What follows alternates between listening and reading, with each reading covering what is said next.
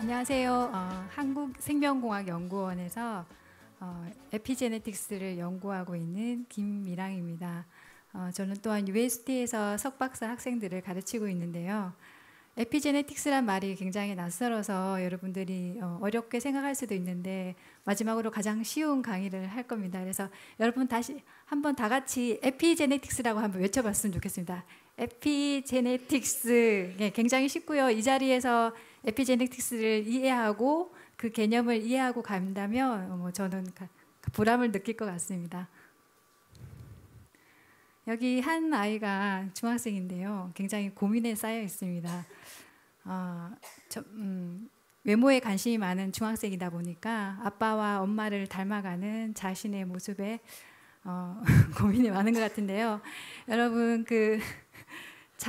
유전자가 나의 운명을 결정한다고 생각하시는 분 손 들어보세요.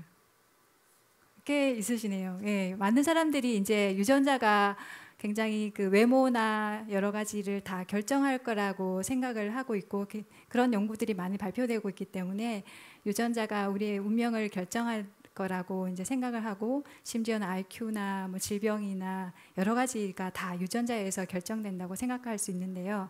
정말 유전자가 우리의 운명일까요? 오늘 그 얘기를 해보려고 합니다.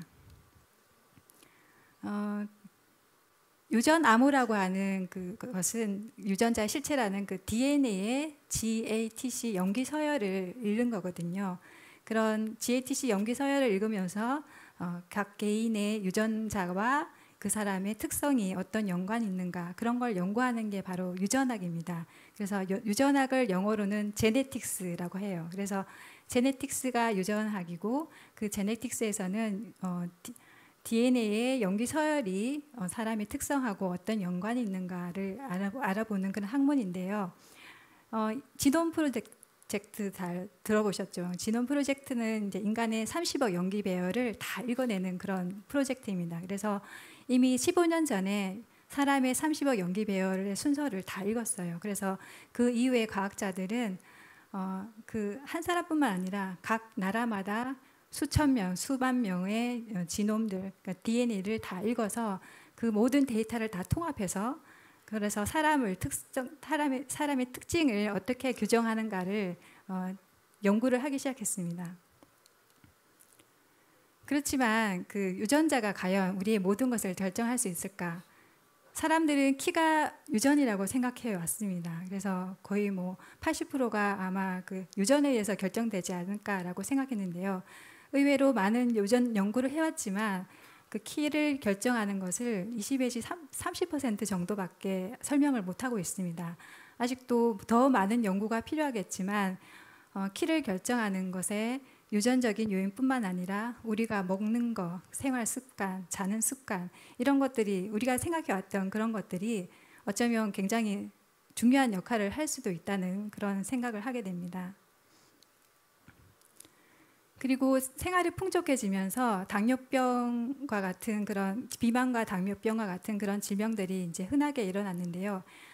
당뇨병도 실제로 유전적인 요인은 15% 정도만 설명이 되고 있어요. 그래서 나머지 우리가 먹는 것 그리고 얼마나 운동하는가 이런 것들이 우리의 당뇨병이라는 질병을 결정할 거다라고 생각되어집니다.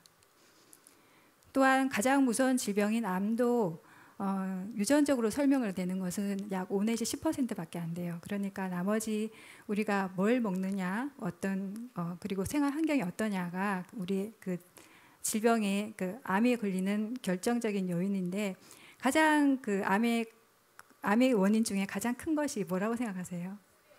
네, 맞아요. 흡연이에요. 흡연이 굉장히 강력한 그런 원인입니다. 그래서 흡연이 폐암뿐만 아니라 뭐 췌장암, 유방암, 대장암, 식도암 여러 가지 암의 가장 큰 원인이고 흡연을 하는 사람은 심지어는 수명이 13년 정도 줄어든다고 합니다. 그런 보고도 있을 정도로 흡연이 가장 그 위험한 요소이기도 하고요.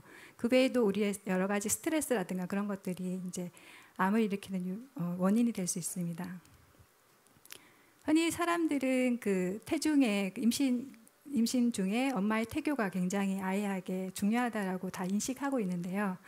실제로 그 엄마의 영양 상태가 아기가 태어나서 이 다음에 당뇨병이나 심혈관 질환이 걸리는데 중요한 역할을 한다라고 잘 알려져 있습니다. 그래서 이런 보고들은 계속 나오고 있고, 그래서 엄마의 영양 섭취라든가 생활 환경이라든가 이런 것들이 굉장히 중요하다라고 잘 알려져 있는데요. 그럼 아빠는 어떨까요? 아빠는 막 살아도 될까요? 그렇지 않아요. 그러니까 아빠는 오히려 아기가 생기기 전부터 자기 몸을 잘 만들어서 훌륭한 정자를 만들어야 합니다. 왜냐하면 최근의 보고에 의하면 그 비만인 사람들의 정자와 정상 체중의 사람들의 정자를 비교해 본 결과 DNA 메틸레이션이라는 어떤 패턴이 그 비만인 사람과 정상 사이에 차이가 있는데, 특히 그 식욕을 조절하는 그런 유전자 주변에서 그런 메틸레이션 패턴의 변화가 있다고 합니다. 그런데 신기한 거는 이렇게 뚱뚱한 사람이 다시 이제 체중을 조절해서 정상 범위에 오면 그 메틸레이션 패턴도 정상으로 돌아간다고 해요. 그러니까 그런 아버지의 그 정자의 상태가 아이에게 영향을 줄 수 있으니까 아빠의 태교도 이미 아기가 생기기 전부터 아빠의 태교가 굉장히 중요하다고 할 수 있습니다. 코이라는 물고기예요. 알고 계세요? 코이라는 물고기는 어항에서 키우면 작은 그런 우리가 늘 보는 물고기지만, 이 고기가 그냥 호수에 이렇게 나가게서 살게 되면 엄청나게 커져서 이렇게 커질 수도 있다고 합니다. 그러니까 같은 유전자를 가지고 있더라도 환경에 따라서 어떻게 달라질 수도 있다는 그런 거죠.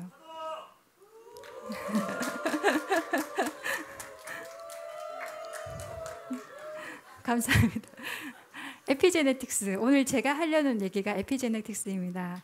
기존의 그 DNA 연기 서열로 우리 모든 것들을 설명하려고 했던 것이 바로 제네틱스라면, 유전학 제네틱스라면, 오늘 제가 말씀드리고자 하는 것은 환경이 유전자를 조절한다, 그것을 얘기하고 싶은데요. 에피제네틱스는 우리말로는 후성 유전학이라는 말로 번역이 됐습니다. 그래서 에피라는 접두어가 그리스어로 무엇 위에라는 거예요. 그래서 제네틱스 위에 에피제네틱스가 있어요. 그래서 에피제네틱스는 환경이 유전자를 어떻게 조절하는가, 그런 원리를 연구하는 학문입니다. 유전자의 실체는 DNA라는 거 여러분들 잘 알고 있죠? DNA는 이중 나선 구조를 하고 있고, 그리고 히스톤이라는 단백질을 2바퀴씩 감싸고 있습니다. 그래서 꼬여서 이 작은 핵 속에 들어가 있습니다. 세포의 그 작은 핵 속에 이 DNA가 들어가기 위해서는 그 꼬임의 정도가 굉장히 중요한데요. DNA 그 23쌍의 염색체에 있는 모든 DNA를 한 줄로 쭉 늘리면 제 키보다 더 크다고 합니다. 그래서 1.8m 되는 그런 길이의 DNA가 핵 속에 들어갈 때는 굉장히 조밀하게 들어가게 되는데, 2분 남았습니다. 그 꼬임이 어떻게 되어 있느냐가 유전자 발현에 굉장히 중요하다고 합니다. 그것이 이제 최근에 알려졌는데요. 유전자 발현이라고 하면 DNA에 있는 유전 정보가 RNA라는 물질로 카피가 되고, 그 다음에 단백질로 번역이 되면서 실제 우리 몸을 이루는 각 성분들로 바뀌게 됩니다. 그래서 이런 유전자 발현을 어떻게 조절하는가가 에피제네틱스에서 굉장히 중요한데요. 에피제네틱스 학자들은 환경이 유전자를 조절하는데 굉장히 중요한 메커니즘 기전으로 DNA 메틸레이션, DNA 자체의 메틸화가 중요하고, 또한 그 아까 말했던 히스톤 단백질의 변형, 아세틸라, 메틸라, 포스포릴레이션 같은 그런 변화가 일어나는데, 이런 변화들이 유전자 발현에 굉장히 중요한 역할을 한다는 것을 알게 되었습니다. 외부의 환경, 그러니까 영양 섭취 상태라든가 흡연, 음주, 약물, 운동, 스트레스, 이런 여러 가지 변화들이 세포가 인식할 수 있는 시그널이 되고, 이 시그널들은 히스톤 단백질의 변형을 일으키고, 또한 DNA의 메틸레이션 변화를 일으키고, 그래서 이런 열린 구조를 할 수도 있고, 때로는 닫힌 구조를 할 수 있습니다. 이런 열린 구조에 있는 유전자들은 쉽게 발현이 되고, 닫힌 구조에 있는 유전자들은 발현이 억제되는데요. 이런 변화는 항상 그대로 있는 게 아니라 언제든지 바뀔 수가 있습니다. 그래서 환경에 따라서 유전자 발현이 달라질 수 있는 거죠. 이게 바로 환경이 유전자를 조절하는 그런 메커니즘이고, 이게 에피제네틱스입니다. 사람의 세포 속에는 2만 개의 유전자가 있고요. 그 2만 개의 유전자는 모든 세포가 동일하게 발현되는 것이 아니라 세포마다 어떤 유전자가 얼만큼 발현되는지는 다 달라요. 그런데 그런 유전자의 발현을 켜지는가 꺼지는가를 결정하는 것이 이제 에피제네틱스의 그런 흐름이라고 할 수 있는데요. 그런 걸 연구하는 것이 에피제네틱스 학자들이 하는 일입니다. 우리는 하나의 수정란에서 출발해서 이렇게 하나의 개체가 되었는데요. 하나의 수정란에서 출발했기 때문에 모든 세포는 제네틱스는 같습니다. 똑같은 DNA를 가지고 있고요.